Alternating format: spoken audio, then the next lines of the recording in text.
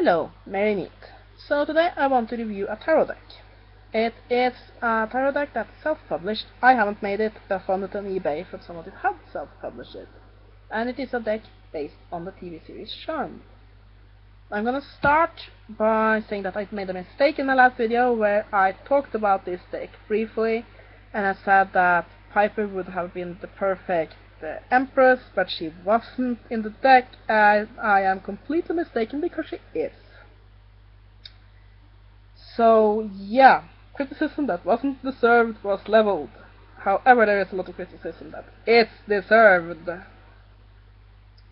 because this deck had a high percentage of what I would call makes no sentiness, or perhaps does not get it in us. Yes. So before I start reviewing the deck, I just want to address something that always comes up when somebody makes a deck based on a piece of fiction. And that is basically, should you even use fiction in magic in that way? And being a chaos, I have no problem with it. But I think that for some people, I know one woman I talked with were completely against using any ideas from fiction whatever, because she said that it would make us that practice the occult look less serious. And I do get her point, because what we are doing, a lot of people think, is being completely go for Cocoa Pops, and mixing fiction into it might make that worse. However, I think that if you connect with a particular piece of fiction, then using that in your craft is a strong tool, as long as you have both feet planted on the ground and realize what's fiction and what's real, and how to mix fiction into the real.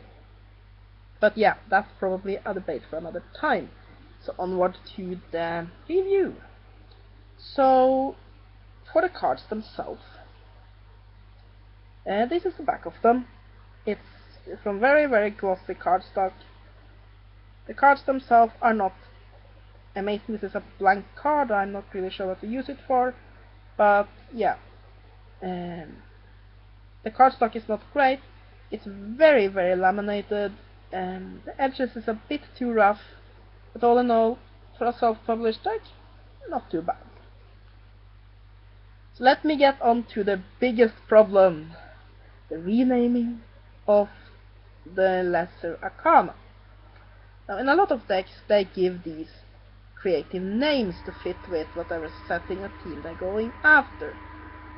However, there is a point when you're doing that to make that fit with the symbology of the tarot. So yeah, here's the biggest filler: the Ace of Potions. Now, anyone who has seen Charmed know that they use potions a lot, especially since, spoiler alert, Phoebe eventually loses her ability to work magic other than with spells and potions, so she sort of ends up as the potion girl. So yeah, now this is supposed to be wands. Had potions been cups, I would have been fine with it. But it's wands, and obviously they have done it because of this science cube, test tube like look of the potions. However, anyone who has seen the show know that this isn't the only shape of those potion bottles. Usually they're round, or they can be of any shape, so it doesn't make a whole lot of sense. The point with wands is that it's phallic. It's a male suit. It stands for fire. It stands for activity. It's a wand. So a potion bottle isn't a wand. So yeah, you can say that when it's test tube shape, it has that phallic shape. However, that isn't the basic idea of a potion bottle. Any bottle will do. So yeah.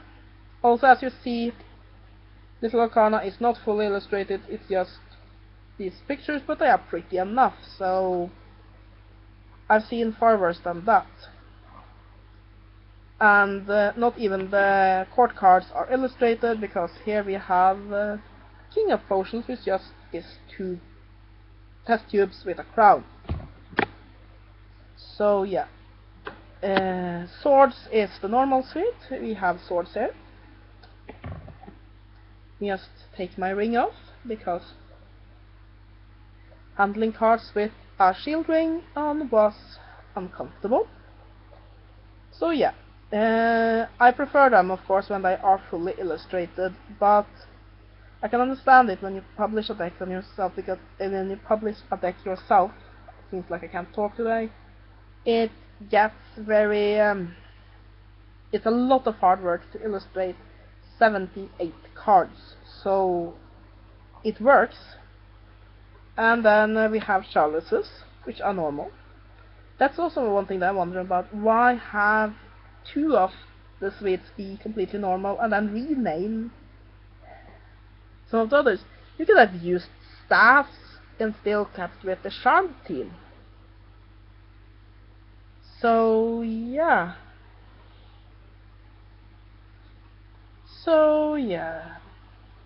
Let me just...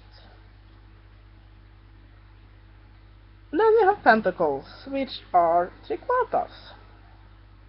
Why are the Pentacles 3 quartas? Now, yes, in ritual, the outer pentacle can be any symbol, because it's not the symbol so much as the fact that it's a flat disc. It symbolizes Earth. So you can definitely have a 3 quarta as an altar pentacle.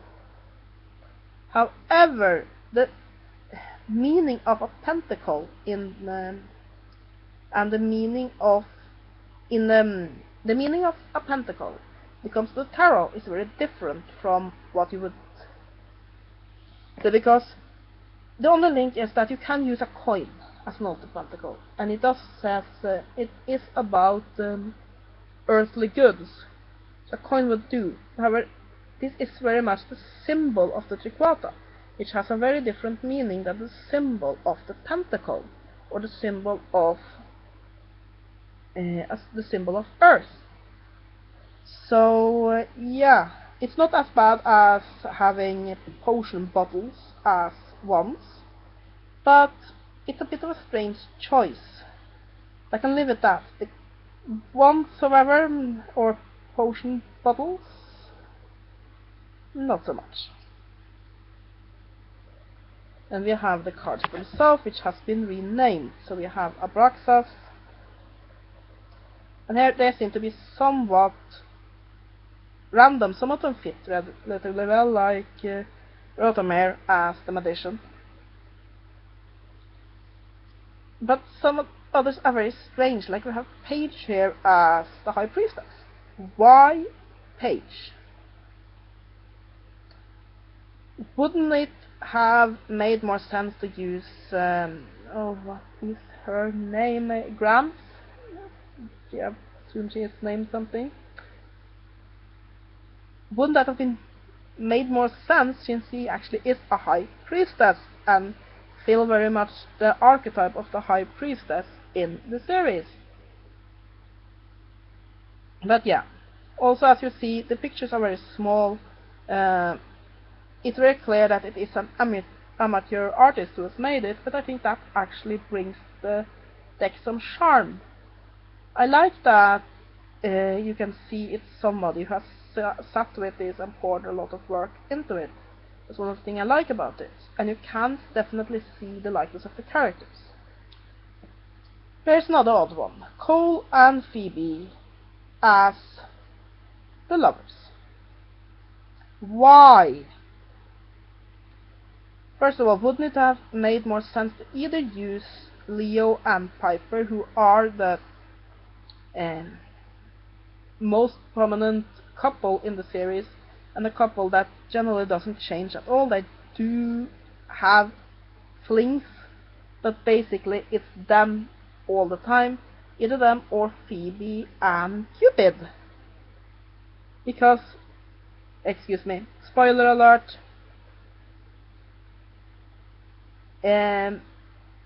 Phoebe marries Cupid. Yes, that Cupid, the end of the series.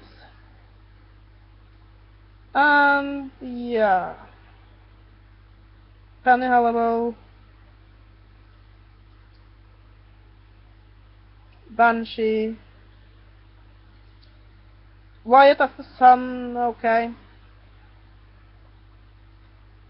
And why use the manor as the tower? I don't see why. Because yes, it's a building, but that's not the symbolism of the tower.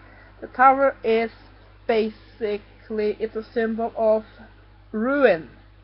It's somebody who, it's a basic idea of the Tower of Babel, where people get so haughty, so filled of hubris, that they decide to build a tower all the way to heavens, and God strikes it down. And so it's, while the manor in Charmed, it's their home, it's where they feel safe, and while it does take a beating at times, it's definitely not a symbol of ruin. So yeah, you have basically the tribunal as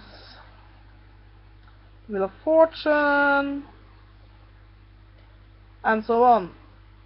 I can't go through all of these, but basically, yeah, the drawings are too small,